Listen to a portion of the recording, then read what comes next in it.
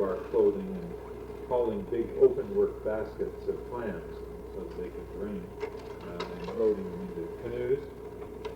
Here is oh, this must be Kw'alaams in this case. You don't collect Kw'alaams along the shore like that, but this painting does show the dumping of Kw'alaams into that at the Kw'alaams camps in the spring. There's still snow at that time.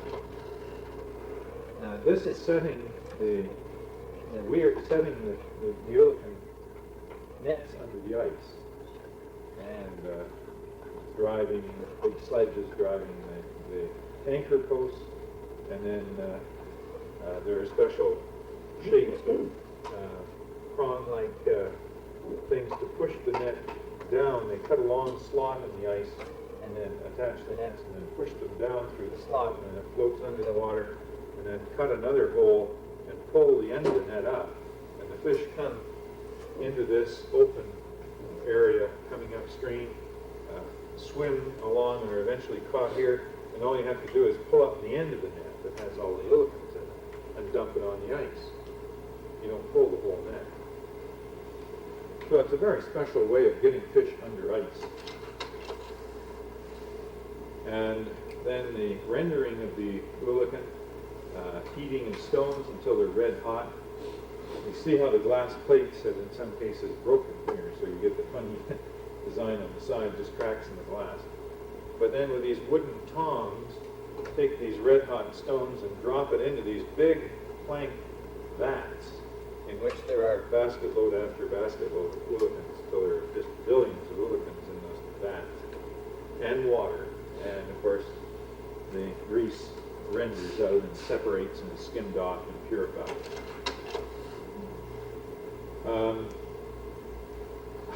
I really don't know what's going on there.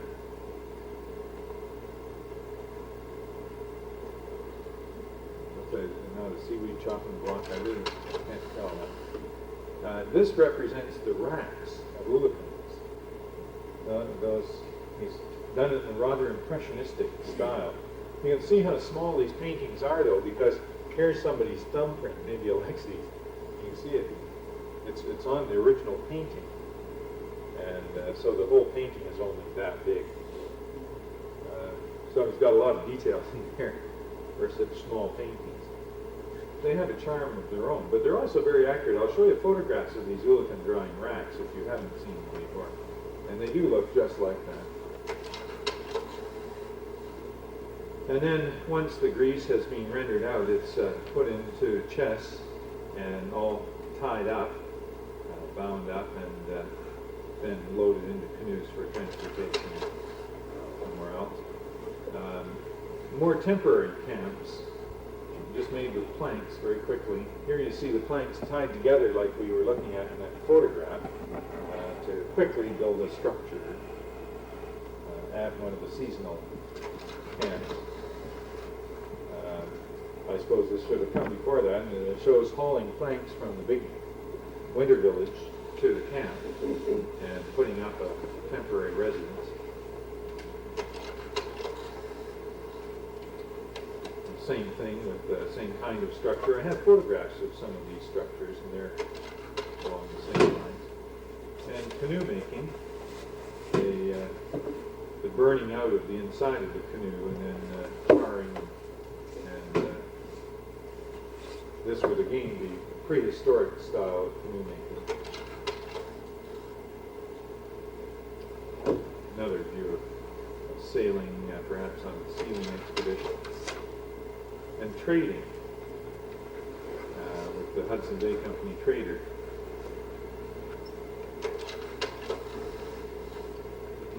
Here is one of the glass plates that was broken, and they managed to glue some of it back together, but it was another one of the panoramas of Port Simpson. I must look this up and photograph some of these in more detail. I haven't gotten around to that. But thank God they didn't just throw it all away. They did lose quite a chunk out of the middle of it, but there's still some detail in there. A little bit of detail there. You can see the carved and painted frontal poles. Those are probably very like the ones in the little models. It'd be nice to be able to put all of that together and identify where they were in the house. He drew a lot of ritual objects, and this is an interesting one, abalone bow. And that's a name that comes up frequently. People even carry that name as individuals sometimes, the abalone bow. And it has this special arrow with a bird on it that sings, a whistle. So when you shoot the arrow in the abalone bow, this bird sings. And it's used in Kw'alaams. Change the slide tray.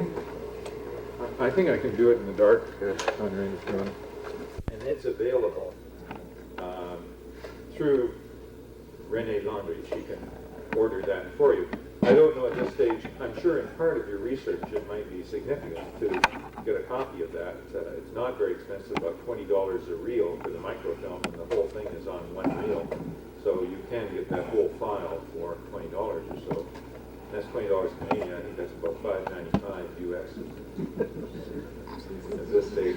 These tapes are for sale. Yes, yes. Anything that the museum has is available at cost, whatever it costs the museum. And often they'll send Xeroxes and things, and they won't charge you for them, unless it gets to be 600 or 700 pages or something. But generally, you know, if it's something they can absorb in a budget, they're happy to send it to you for your research purposes. But if it gets a lot of tapes, for instance, then, you know, whatever the tape cost is. But no, you don't pay for technician time or any of the transfer costs. That's all free service. So that's a good name to know, Renee Laundry. She's very dedicated to the Barbeau files and the Bainan files. And so we have just recently microfilmed all, I believe we're finished microfilming all the Bainan material now. And then the Port Simpson material, which I think probably is of interest to you, right back to the original field notes are all there, and now on microfilm. And if you want, you can get them on microfiche, you know, if you want them on reel or if you want them in those little sleeves. It doesn't matter, just tell them what you want at the time. And then I would ask them now, if you were writing to them, to send you a listing of the tapes. And keep you on the mailing list. If you say that, then as soon as any new ones are done, they should send you a note. Can you ask her to send for us all the scholarly Tsimshians want to go to Ottawa?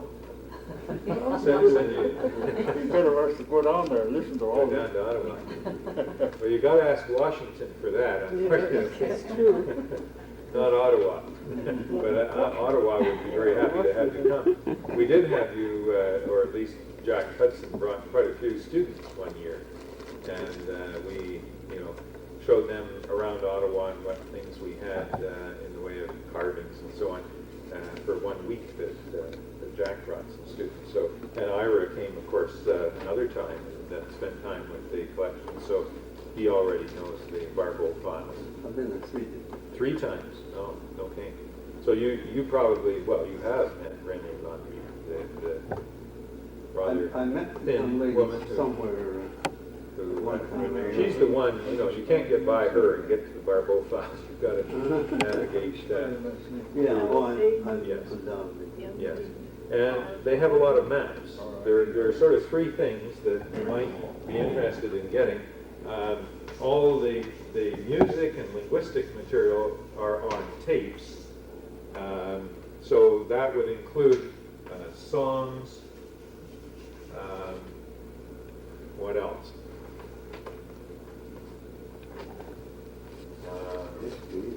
He did record some of instruments, so you know what they were like. And yeah, oral histories there's some on tape.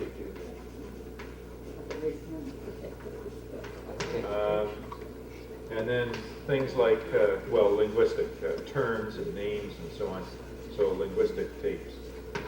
Now they have the original Barbeau material. They also then have later Tsimshian material, because after Barbeau left the museum in 48 or so, or not, no, yeah, by 54, I think, was the date. Is there anything on language? Yes, yes, yes. We've had contracts even very recently, and so Bruce Rigsby, for instance, has done contracts for us collecting. We have some of his tapes on Tsimshian, and he did some work at Metlakatla one time. I remember he did a contract for me when I was doing archaeology there to collect place names and stuff about the economic cycle right in Metlakatla in Prince Rupert Harbor. So there's various oral material on tape, and then there are films. Now let me think. I really, again, wish I could have brought the So you're films. swinging it around a little bit Yeah. for a while so we can all see what Okay. you're drawing, I mean, writing. Yeah, that's good. They're good drawings. Oh. Call them drawings. They were, they swung them around. The films, now let me give you a quick resume of what there is in film. Harlan I. Smith, I don't know if you know that name at all. He was the first anthropologist, full-time staff of the museum. Always used the I, it wasn't just H. Smith, but Harlan I. Smith was the person that Boaz hired as the photographer for the Jessup North Pacific expedition in 1905. And before that, Smith had been an archaeologist. He had dug some shell middens in Kentucky and other places in the east. And he was around New York City, and he encountered Boaz, and Smith was quite a good photographer as well as a trained anthropologist. So Boaz hired him to be the photographer, and he came right up the coast. He started down in Salish territory, and he ended up, right the northern Tlingit zone. And he photographed a lot of material at that time, left photographic records. A lot of the things you've seen already were taken by Harlan I. Smith. Well, about the 20s, he became interested in filmmaking. And so he made a lot of short films, particularly on the Skeena River, some Nishka films. And we have a booklet, and if I can only remember the name of it. And it Was he with lists Barbo all the or films. Boaz? He was with Boaz when he started out, but then in 1910, his first permanent job was with the National Museum in Ottawa. So from then on, he did work to some extent with Barbeau too. And there is one of the booklets that looks like that thing on the Skeena River, and it's by David Zimmerly.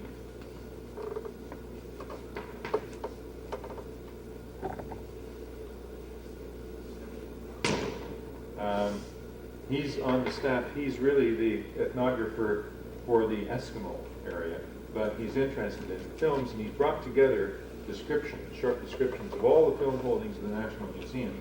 And it came out in the Canadian Ethnological Service Mercury series.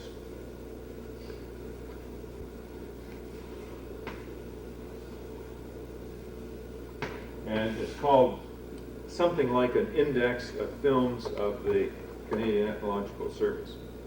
And so I think, again, from this marketing area, when you write to them, you could ask them, I believe it's a free item, you could ask them for a listing of films too.